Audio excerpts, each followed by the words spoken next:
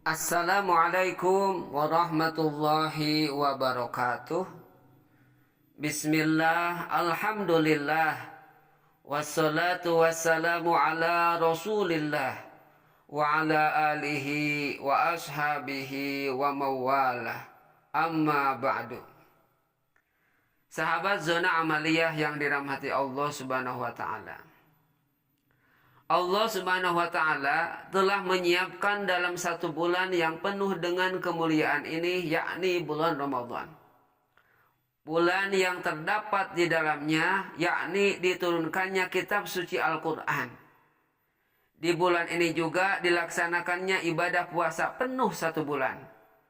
Dan bulan yang di dalamnya terdapat malam yang lebih mulia dari 1000 bulan, yang mana malam itu disebut dengan malam Lailatul Qadar. Bahkan kemuliaan bulan Ramadan ini digambarkan oleh Rasulullah Sallallahu Alaihi Wasallam di dalam hadisnya sebagaimana berikut: "Idza dakhala syahru Ramadhana futihat abwabus samai wa ghulliqat abwabu jahannam wa susilatis syayatin." Ketika masuk bulan Ramadan, pintu-pintu surga dibuka dan pintu-pintu neraka jahanam ditutup serta setan-setan dirantai. Hadis riwayat Imam Al-Bukhari dari jalur sahabat Abu Hurairah tersebut menginformasikan kepada kita tentang 3 hal kemuliaan di bulan Ramadan. Pertama, ketika memasuki bulan Ramadan, maka pintu-pintu surga akan dibuka. Kedua, ketika memasuki bulan Ramadan, pintu-pintu neraka jahanam ditutup.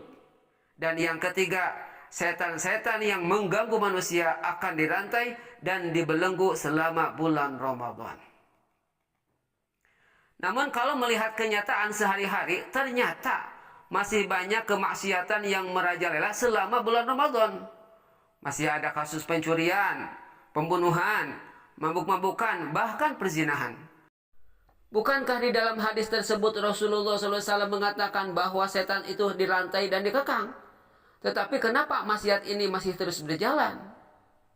Imam Ibnu Hajar As-Saqalani di dalam Fathul Bari mengutip dari Imam Al-Hulaimi yang berkata, kemungkinan maksud dari ungkapan setan-setan dalam hadis di atas adalah setan-setan pencuri berita langit.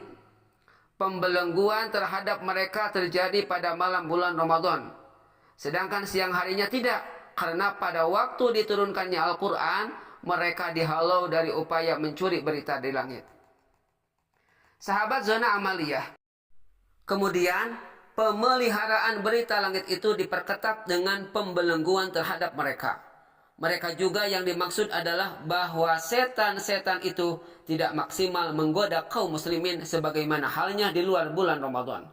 Karena kaum muslimin saat Ramadan sibuk berpuasa dengan mengekang hawa nafsunya, membaca Al-Quran dan berzikir. Ulama lainnya mengatakan bahwa yang dimaksud setan-setan di atas adalah sebagian setan, yaitu kalangan yang durhaka dari mereka. Hal ini dikuatkan oleh riwayat Abu Hurairah radhiyallahu taala anhu. Idza kana awwalu lailatin min syahri ramadhana supidat tisyayatinu wa mardatul jin. Ketika tiba malam pertama dari bulan Ramadan, setan-setan dan jin-jin yang durhaka semuanya dibelenggu.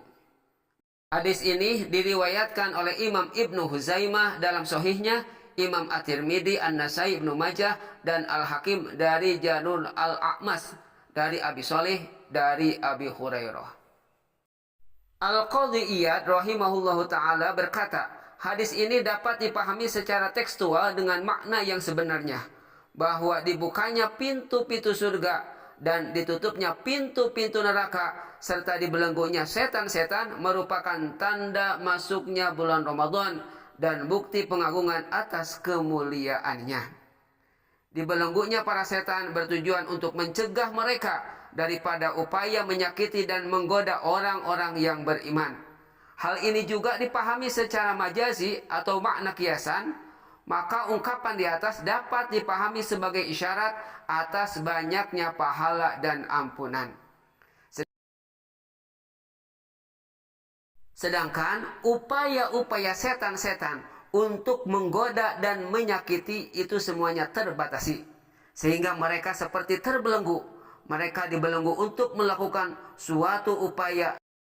Sahabat zona amaliyah, terjadinya hal tersebut lebih sedikit frekuensinya di bulan Ramadan dibanding dengan bulan yang lainnya. Karena tidak mesti dengan dibelenggunya semua setan berarti tidak ada kejahatan dan kemaksiatan. Sebab ada faktor lain selain setan yang menyebabkan terjadinya hal tersebut. Seperti jiwa yang kotor, kebiasaan buruk, dan setan dari bangsa manusia. Dari penjelasan ulama-ulama tentang alasan kenapa maksiat tetap terjadi di bulan Ramadan, sedangkan menurut hadis Nabi SAW setan-setan telah dirantai dan dibelenggu. Dan salah satu jawaban di atas yang sangat menyentil kita adalah faktor dari dalam diri pribadi masing-masing orang yang masih kotor dan selalu melakukan hal-hal yang buruk di luar Ramadan. Hal ini sehingga meskipun setan ini tidak terbelenggu, tetapi karena sudah menjadi watak kebiasaan berbuat maksiat, maka di dalam bulan Ramadan pun ia akan melanjutkan kemaksiatannya. Dan marilah kita belenggu setan-setan itu dengan cara menyibukkan diri dengan ibadah-ibadah yang berkualitas selama bulan suci Ramadan. Wallahu a'lam bishawab. Semoga yang disampaikan ini banyak manfaatnya. Wallahu muwaffiq ila aqwamit thoriq. Wassalamualaikum warahmatullahi wabarakatuh.